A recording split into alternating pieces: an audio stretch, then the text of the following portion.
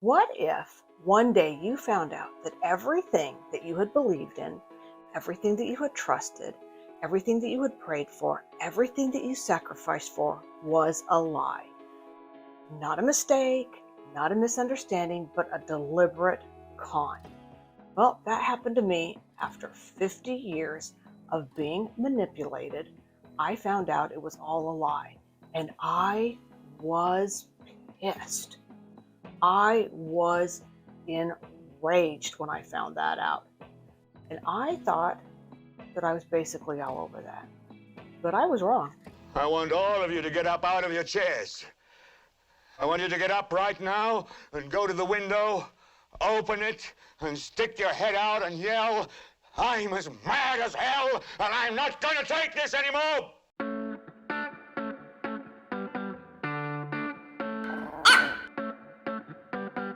Do you guys remember that movie from the mid-70s, Network? That's a really interesting movie. If you've never seen it, you really should go see it. That is crazy. It's a crazy movie, kind of weird. But in any event, my journey from being a devoted Christian, which there's a lot of people that don't believe that I was. You can read every comment section of my videos and you will find Christians who don't believe it. But I was a devoted Christian for over a half a century. And that journey to becoming an atheist wasn't just some kind of lark. It wasn't just a change of heart or something I thought about. It was a seismic shift in my whole life. And anyone who's done that knows exactly what I'm talking about. And you will go through sadness. I was confused. I was lonely. I just felt an overwhelming sadness. But once that passes, and that might take a whole year, I think it might have taken me at least 6 months or a year. Once I got over that, I became enraged. Not some little annoyance, not like, oh boy, no, I had a simmering rage that I had wasted my time, my energy, my money, and my trust in what I now know is a manipulated con. And I was mad at my church. I was mad at every pastor that I'd ever had, that I've ever trusted, because I just kept thinking, how did they not know this? It's all out there for everyone to see. These people studied the Bible. They studied the history of it. How could they not know how ludicrous this is? And I was just so angry for such a long time. But as any Christian who has done this, they can tell you that once the dust settles, you actually get a sense of peace and calm and authenticity that you've never had before. And I think it's because you're on your own path. You're not on a path that someone else has prescribed for you and that you have to fall in line or you're not part of the crowd. And so you just get a profound sense of peace and eventually happiness. And the anger kind of simmers down and you get on self-discovery. And it's just a sense of calm that comes over you. And I know if you're still a Christian, it's really hard to understand how you could abandon Jesus and have that sense of calm, but it comes from you.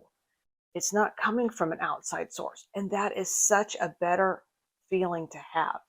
And then you get to the point, and I have been to this point for probably a year or two, where you start finding it ludicrous as the Easter Bunny or believing in Santa Claus. And you sort of pity Christians in a way.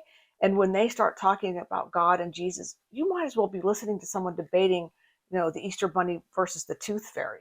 And I could laugh about it after a while. And I never could laugh about things when I was a Christian. When I would see, the Darwin sticker in a fish on the back of a car, I would get offended when I was a Christian. I would just be offended. And now I can just laugh.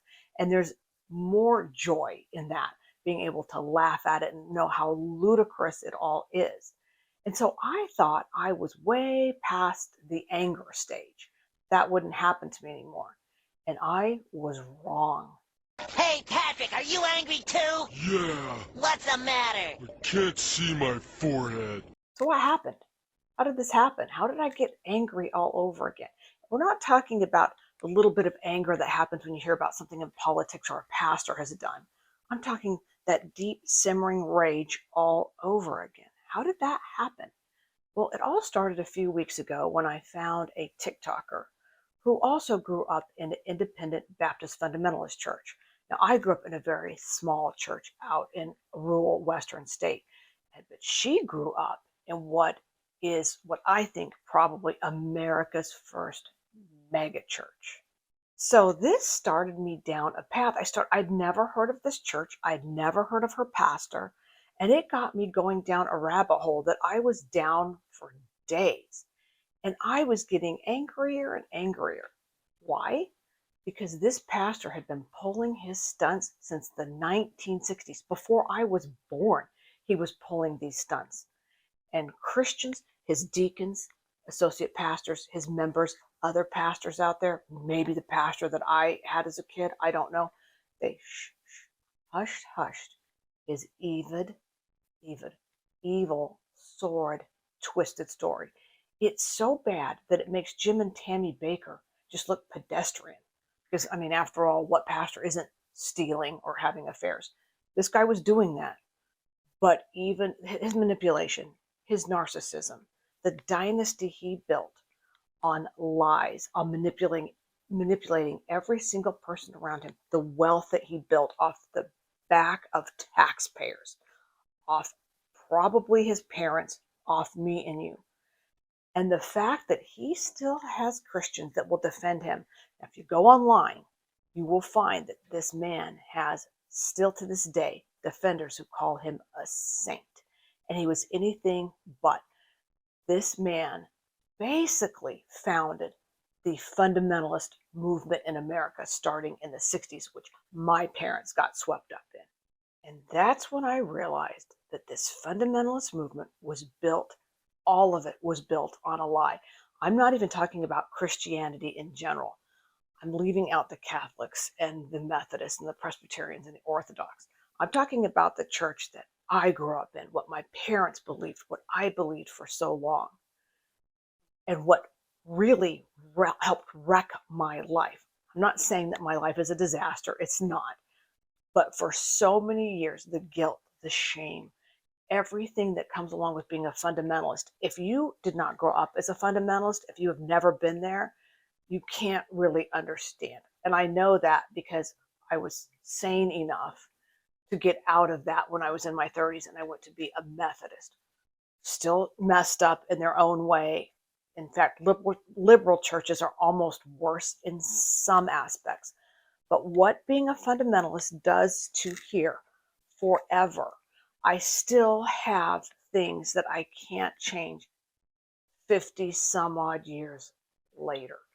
And so that rage, that the waste that I had, my time, my energy, my money for so many years went to the biggest lie, the biggest con outside of Christianity as a whole. And I am just feeling so angry right now. And I'm so surprised by it.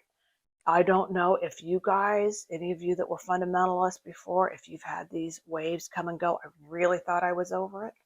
So I decided how I'm going to process this is I decided to make a two-part series on this guy. I tried to do one and it just became too long. I have to do a two-part series. I'm going to be releasing it this Thursday. So especially if you grew up in a fundamentalist church, evangelical, Pentecostal, you should really tune in if you don't know about all of this, because I certainly didn't. So I hope to see you there. And I hope by then that I'm going to be feeling a little happier, because I like being my happy self. I like being my funny self better than my angry self. But sometimes we deserve to have this righteous anger, don't we? So give me a thumbs up. Give me a subscribe if you haven't. And I will see you there.